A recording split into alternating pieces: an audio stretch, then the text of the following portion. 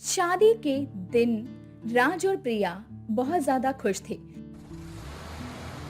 सजावट में कोई कमी नहीं थी, लेकिन कमला देवी का चेहरा बहुत ज्यादा उदास था।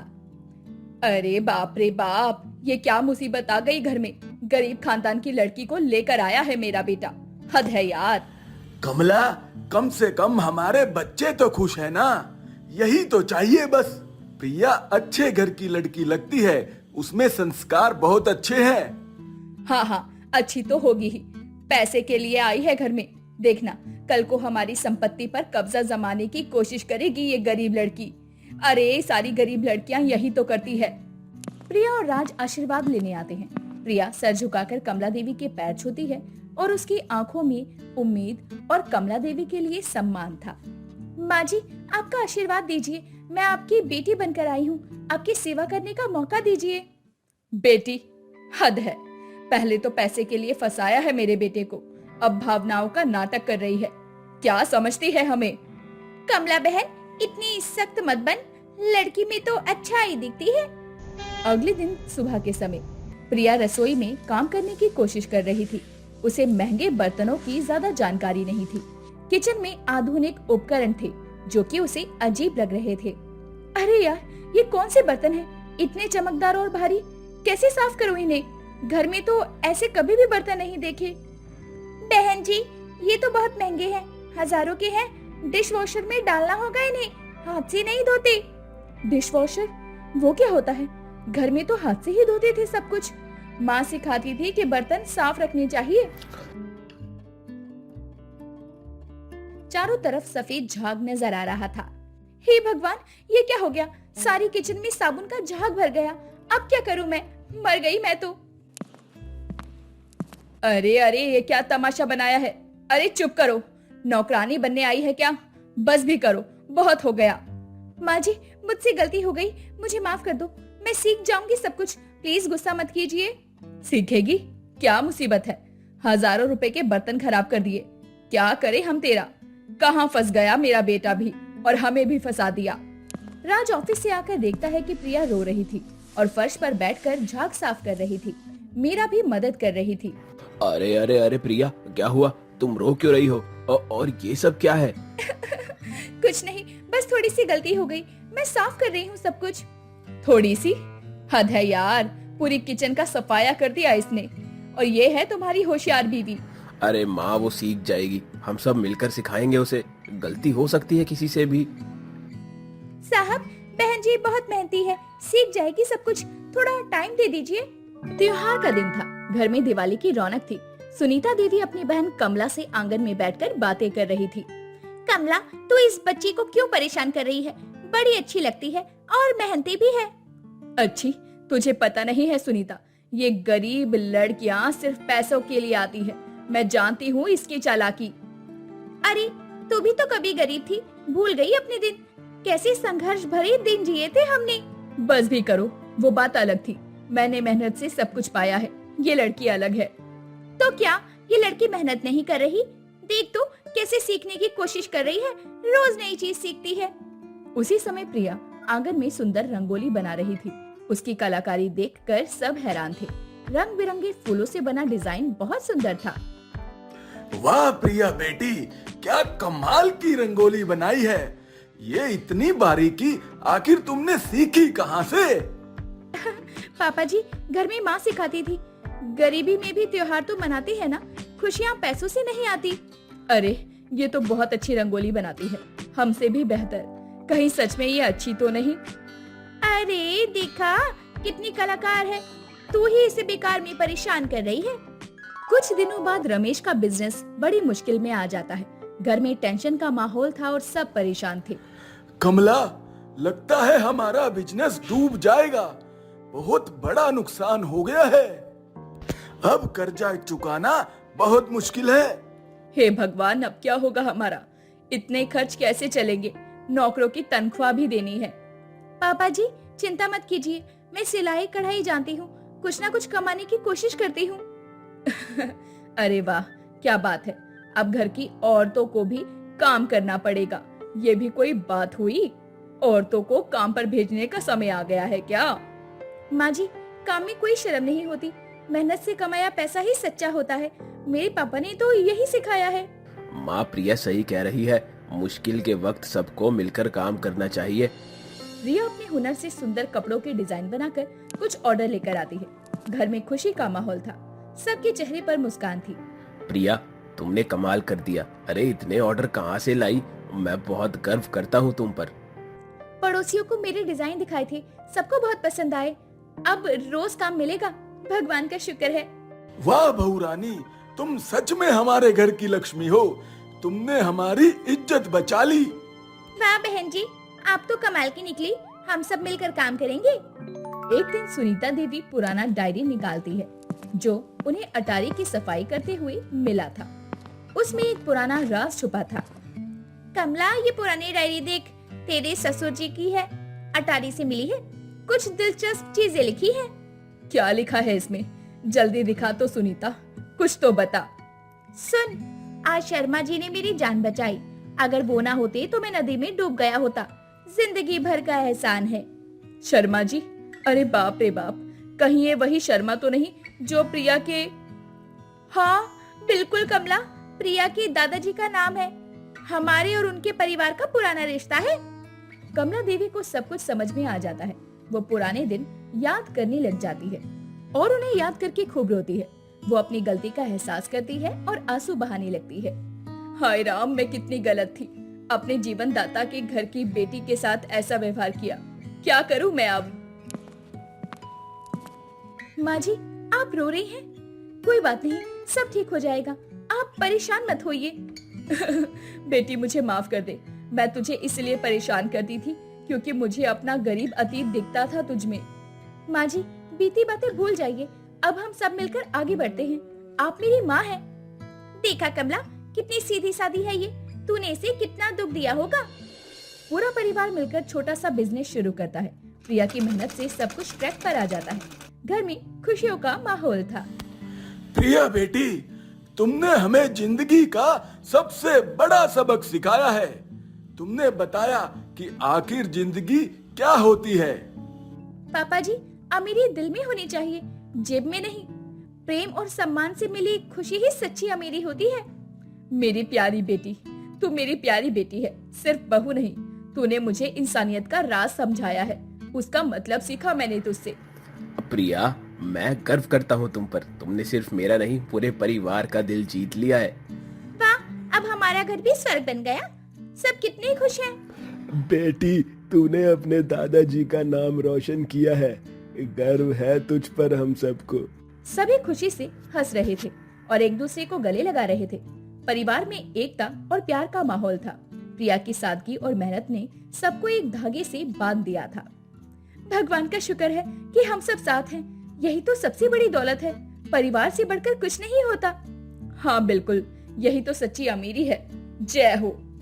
कहानी का अंत होता है और सभी ये बात सीख जाते हैं कि सच्ची खुशी पैसों में नहीं बल्कि प्रेम, सम्मान और पारिवारिक रिश्तों में छुपी है। मेहनत और संस्कार ही असली दौलत होते हैं। आशा की शादी एक गरीब परिवार में होती है। उसका पति अशोक एक छोटी मोटी सी नौकरी करके घर का खर्च चलाया करता था।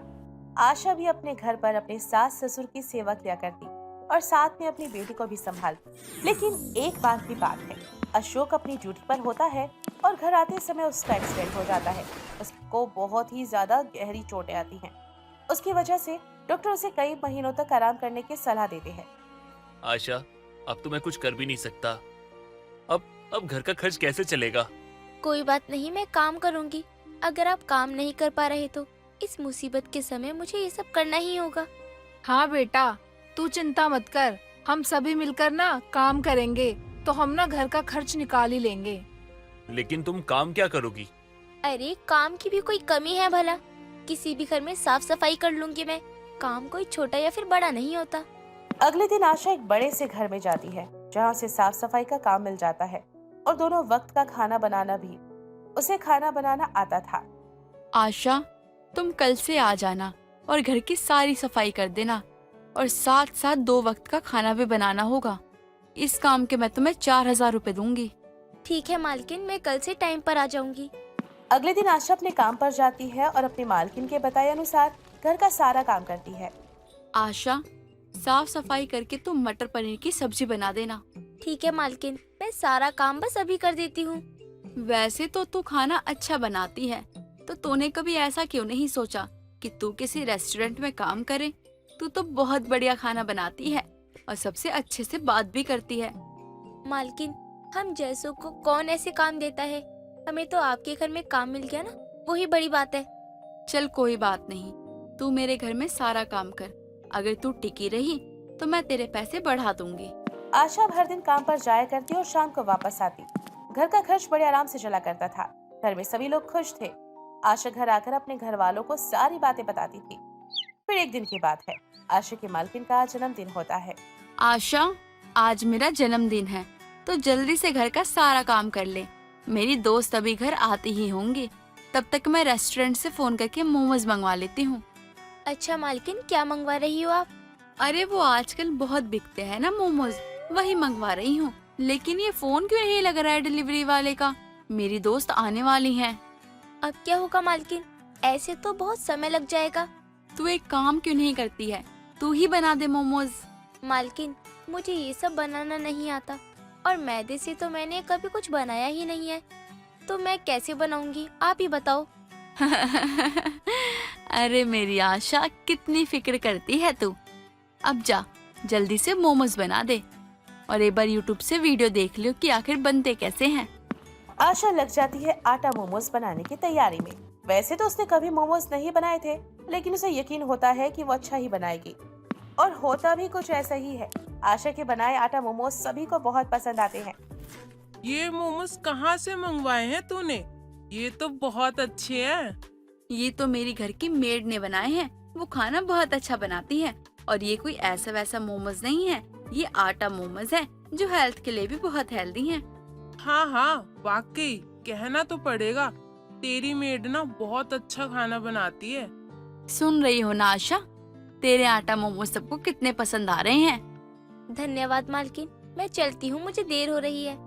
आशा अपने घर पहुंचती है और सभी को आटा मोमोज के बारे में बताती है कि आज उसने अपनी मालकिन के घर पर क्या बनाया।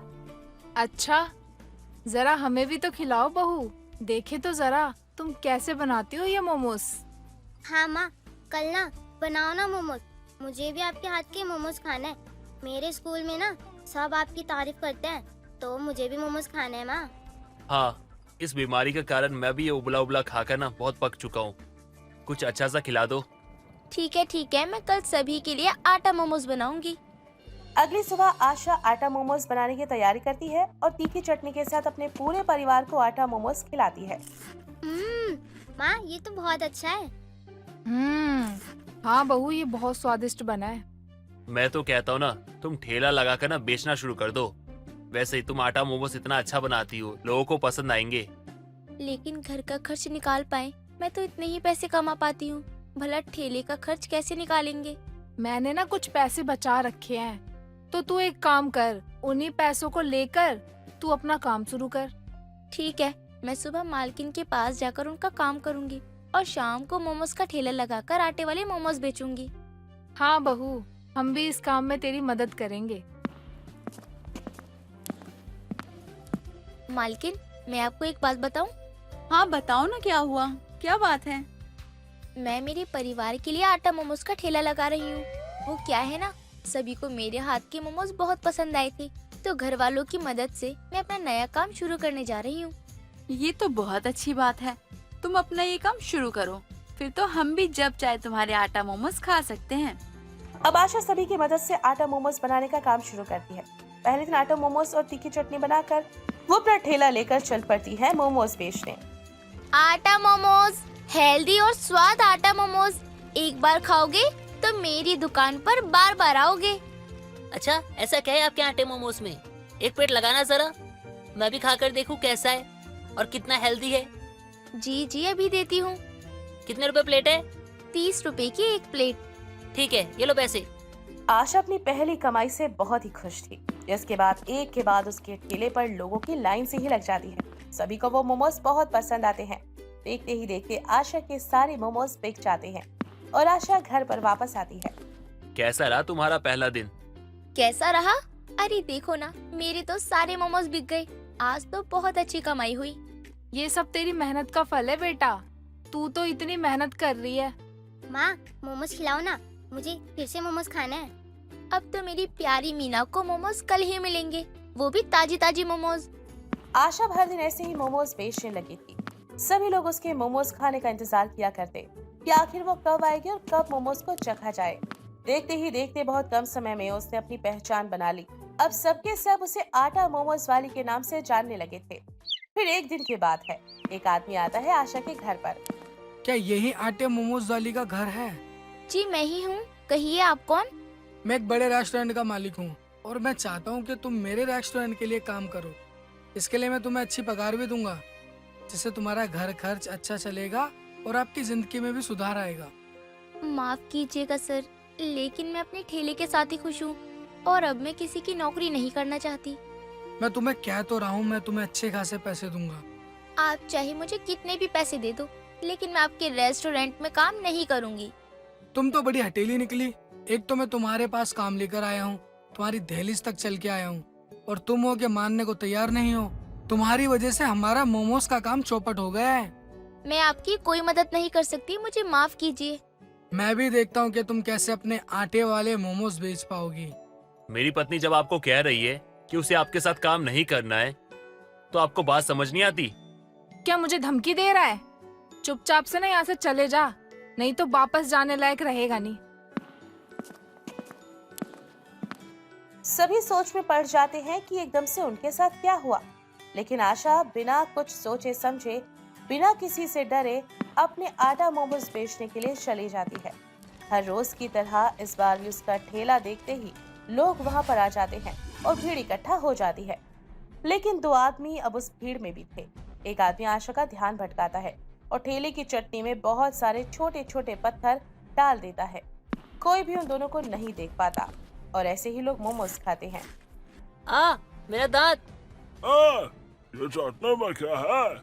और इस तरह देखते देखते लोगों की हालत वहां पर खराब होने लगती है। किसी को कुछ समझ नहीं आता। आशा खुद भी नहीं समझ पाती कि चटनी में इतने सारे पत्थर आए कहां से। अब जितनी तेजी से भीड़ उसके पास आई थी, उतनी ही दोगुनी तेजी से भीड़ वहां से गायब हो जाती है और आशा की नजर पड़ती है उस रेस्टोरेंट के मालिक पर जो उसे धमकी देकर गया था। आशा अब उसका सारा खेल समझ जाती है, लेकिन वो कुछ नहीं कहती। अब आदमी उसके पास आता है।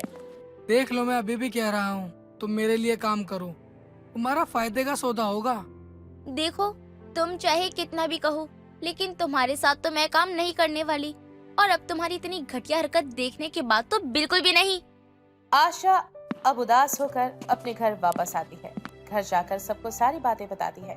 उसकी सास और पति को बहुत गुस्सा आता है। उसकी सास कहती है कि जाओ उसको मजा चखा कर आओ, लेकिन आशा मना कर देती है और कहती है कि सब ऊपर वाला देख रहा है, जिसने जो किया है उसे भुगतना पड़ेगा।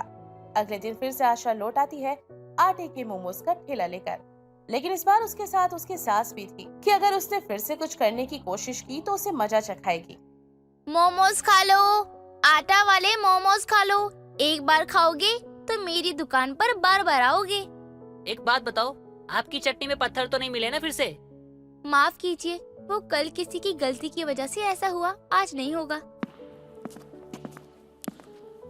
अब ये तुम्हारा काम ज्यादा दिन नहीं चलेगा। इसे जब चाहूँ तब बंद करवा दूं मैं। मेरे बाएं हाथ का खेल है। अरे बचाओ, आग लग गई! अरे आग लग गई, कोई बुझाओ! अरे बचाओ! क्या हुआ माँ जी? पता नहीं, ये भीड़ चिल्ला क्यों रही है?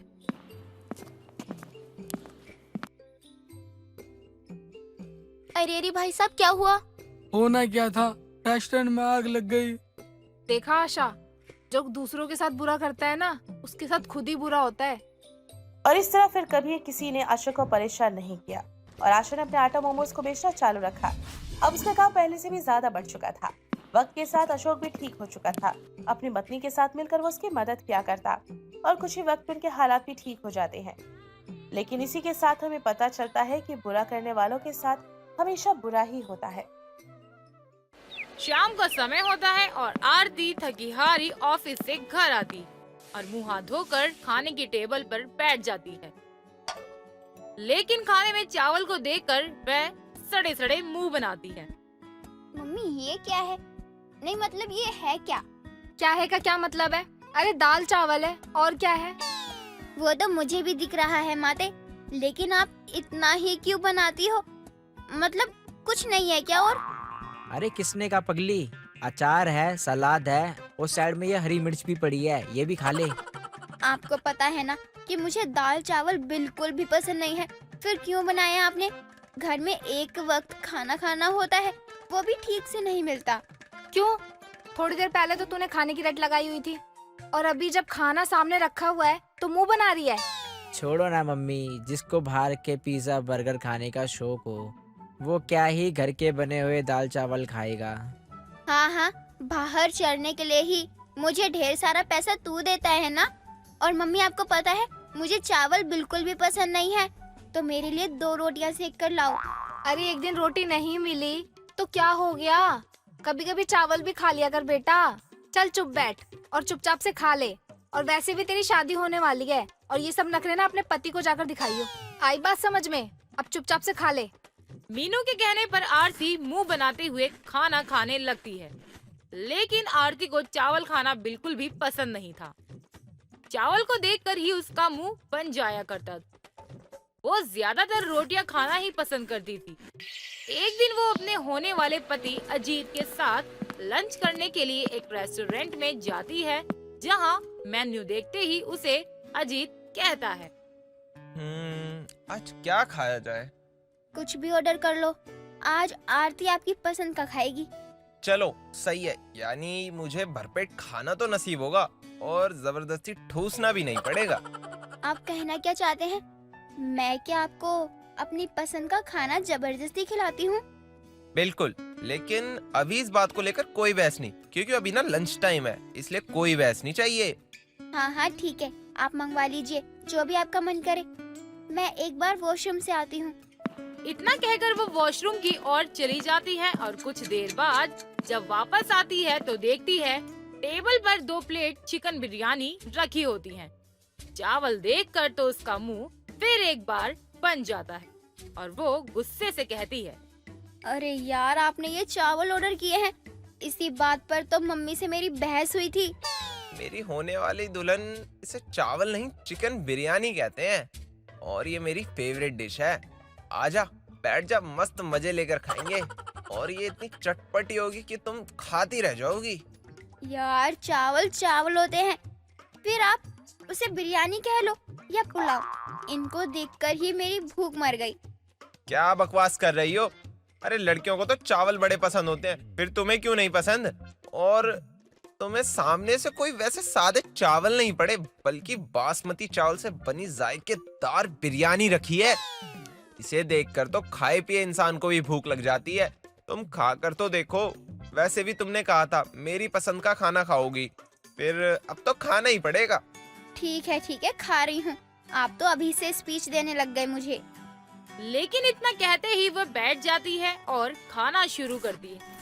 पहले वो बेमन से एक चम्मच खाती है, फिर देखते ही देखते सारी प्लेट फटाफट से चट कर जाती है। ऐसे ही अब वो अजीत की प्लेट को भी घूरने लगती है। तभी अजीत उसे देखकर कहता है, ओए ऐसे क्या लालची निगाहों से देख रही हो? मेरी बिरयानी पर नजर मत लगाओ, अभी मैं भूखा हूँ। मुझे आपकी प्लेट से भी खाना है। ये चटपटी बिरयानी मुझे बहुत पसंद आई, मजा आ गया। यार अभी तो तुमने अपनी वाली भी नहीं खानी थी, और अब तुम्हें मेरे प्लेट पे भी नजर गड़ाए बैठी हो। क्या बात है, मैं नहीं दे रहा? आप ऐसे मत कीजिए, लाइफ में पहली बार तो मुझे राइस से बनी कोई चीज पसंद आई है। ये भी है, मतलब अपनी पसंद का ऑर्डर करके भी मेरा पेट भरने से रहा। ले ठूस ले। इतना कहकर वो अपनी प्लेट उसके आगे कर देता है और आरती स्वाद लेकर आराम से बिरयानी खाने लगती है। कुछ देर बाद दोनों वहाँ से चले जाते हैं और आरती डकार लेते हुए कहती है, आहा क्या स्वाद था, मजा ही आ गया। क्या बात है बेटा, घर के खाने में तो तुझे स्वाद आता नहीं है, और ऐसा क्या खाकर आई है बाहर से जो इतने डकारे लिए जा रही है? अरे मम्मी बता दिया ना तो आप यकीन नहीं करोगी। क्यों गोबर खा के आई है क्या तू? बता दे, इस पर यकीन ना करने जैसा कुछ भी नहीं है। ओ हेलो, मेरा टेस्ट तेरे जितना घटिया नहीं है। मम्मी मैंने ना आज लंच में बिरयानी खाई, नहीं नहीं, चटपटी बिरयानी खाई। क्या क्या बकवास किया कर रही तूने? है तू? रहने दे, चावल देखकर तो तेरा मुंह सड़े हुए संतरे के जैसा हो जाता है और तू बिरयानी खाकर आई है। रहने दे, मैं नहीं मानती। तुझे बताने के लिए सिर्फ ये चावल ही मिले? ना चावल ना बासमती चावल, सीधे बिरयानी। कोई और बात बता देती जिस पे लोग यकीन भी कर लेते। मैंने तो पहले ही कहा था कि आप लोग यकीन नहीं करोगे। अरे मैंने सच में बिरयानी खाई है। हाँ, मुझे चावल पसंद नहीं, लेकिन वो बिरयानी इतनी स्वादिष्ट थी और अब तो मैं चटपटी बिरयानी की फैन हो गई हूँ। मेरी भी फेवरेट डिश बन गई है अब तो। बताओ, चावल ना खाने वाले को भी चिकन बिरयानी पसंद आ गई। ये ऊपर वाले तेरी अलग ही माया है। चल साइड हो, बिरयानी खाने के बाद बड़ी सुस्ती छा रही है। मम्मी, मैं तो चली सोने। इतना कहकर वो अपने कमरे में चली जाती है और देखते ही देखते समय बीतता है और अजीत के साथ उसकी शादी हो जाती है। शादी करके अजीत के घर आती है और इस बात को सभी जानने लगे थे कि आरती को चटपटी बिरयानी खाना बहुत पसंद, इसलिए अक्सर उसे कोई ना कोई बिरयानी लाकर देता था। एक दिन की बात है, वो बाहर से अंडा बिरयानी ऑर्डर करती है और दरवाजे से पार्सल लेकर अंदर आती है कि तभी उसकी पड़ोसन रजनी उसकी सास को आवाज लगाते हुए कहती है, कुसुम बहन, ओ कुसुम बहन, घर पर हो भी या नहीं? अभी इस टाइम क्यों मेरे घर में टपक गई? क्या हुआ रजनी, किस काम के लिए मुझे ढूंढ रही हो तुम? हाय हाय, कैसी बात करती हो कुसुम बहन। मैं क्या हमेशा काम के लिए ढूंढती रहती हूँ तुम्हें? मैं तो बस तुम्हारा हाल चाल पता करने आई हूँ। आ, फिर बैठकर बात करते हैं। वैसे आरती बिटिया के हाथ में क्या है? कुछ मंगवाया है क्या खाने के लिए? तूने फिर कुछ खाने को मंगाया है क्या आरती? अरे कुछ क्या, बिरयानी ही मंगवाई होगी ना। हमारी बहू को चटपटी बिरयानी बहुत पसंद है। इस रजनी आंटी को बिना फालतू बोले बिना चैन नहीं आता। मम्मी, वो भूख लग रही थी इसलिए मंगवाया। फिर अजीत भी कह रहे थे कुछ बाहर का खाना है तो बस। ये हमेशा बाहर से ही मंगवाती रहती है या फिर खुद को भी कुछ बनाना आता है इसे? नहीं नहीं, बाहर से ही मंगवाती है। आजकल के बच्चों को कहाँ ही ये सब घर पर बनाना आता है। अच्छा, बहू तो तुझे चटोरी मिली है, साथ साथ अजीत को भी चटोरा बना दिया लगता है इसने। अब देखो ना, खुद को खाना होगा और देखो नाम अजीत का लगा दिया। अरे तुम गलत समझ रही हो, ऐसा कुछ नहीं है। मेरी बहू ऐसी नहीं है। बहन, मैं सब समझती हूँ। ये बहुएं होती है ना, पहले पहले तो बहुत अच्छी बनती हैं, लेकिन बाद में अपने सारे रंग दिखाना शुरू कर देती हैं। और देखो तुम्हारी बहू को, ये तो है ही चटोरी। ये जो इतनी चटपटी बिरयानी खाती है ना, देखना दिखाएगी अपने तेवर अच्छे से। आंटी जी, आपको बिरयानी खानी है क्या? बहुत ही स्वादिष्ट बनी है। हाँ हाँ, क्यों नहीं। आरती जा, आंटी के लिए भी एक प्लेट में परोस कर ले आ। जी माँ जी, अभी लाती हूँ। आंटी की तीखी जुबान के लिए चटपटी बिरयानी। इतना बोलकर वो किचन में जाकर 2 प्लेट चटपटी बिरयानी परोस कर उनके सामने रख देती और रजनी देखते ही देखते दोनों प्लेट की बिरयानी गपागप खा जाती और डकार लेते हुए कहती है, क्या बात है, ये चटपटी बिरयानी तो बहुत स्वादिष्ट है। आज पहली बार ना इतनी अच्छी बिरयानी खाने का सुख मिला है मुझे, वरना तू तो जानती ही है ना बिरयानी बनाने में कितनी मेहनत लगती है। मेरी कमाई की बिरयानी तो ये रजनी आंटी चट कर गई। अरे कितने जन्मों की भूखी थी, प्लेट में कुछ भी नहीं छोड़ा। अरे आरती, जरा बता तो सही, ऑनलाइन खाना मंगवाते कैसे हैं? अच्छा छोड़, बाद में बता दियो मुझे, अभी मुझे मार्केट जाना है। अच्छा बहन, चलती हूँ मैं।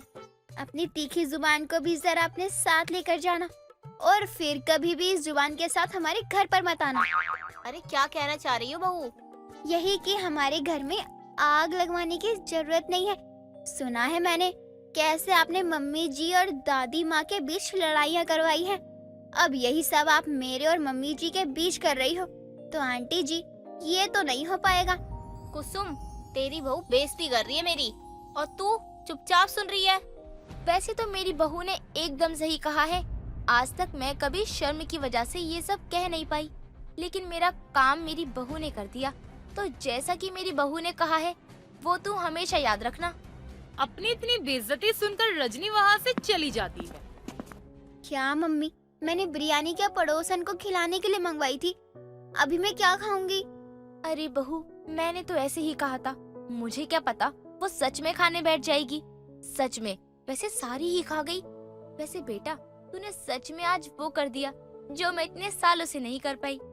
हाँ मम्मी जी, अजीत ने मुझे सब बताया है इनके बारे में। अब ये कभी घर का मुंह भी नहीं देखेंगी। और चलिए अभी आप मेरे लिए बनाओ बिरयानी, वो भी मटन वाली। मटन वाली क्यों? तूने तो चटपटी बिरयानी मंगवाई थी ना। मेरा मूड बदल गया, अभी मुझे मटन बिरयानी खानी है। हाँ तो जाकर खुद बना ले। अरे दाल चावल जितना आसान थोड़ी ना है बिरयानी बनाना, जो तेरे कहने भर पर मैं लाकर हाजिर कर दूं। मम्मी जी बना दो ना प्लीज, बदले में आप जो कहोगी मैं वो करूँगी। चल अच्छा ठीक है, बना देती हूँ, लेकिन अब से तुझे बिरयानी खाना कम करना होगा। देख रही हूँ तो इतने दिनों से बिरयानी खा खा कर फैलती जा रही है। आज जितना खाना है ना जी भर के खा ले, उसके बाद नहीं। मम्मी आप तो जज्बाती हो रही हो। देखो मम्मी होने का गलत फायदा मत उठाओ। ठीक है, फिर खुद जाकर बना ले। अरे अरे ठीक है, मैं तो बस मजाक कर रही थी, समझा करो। अब जाओ बना दो।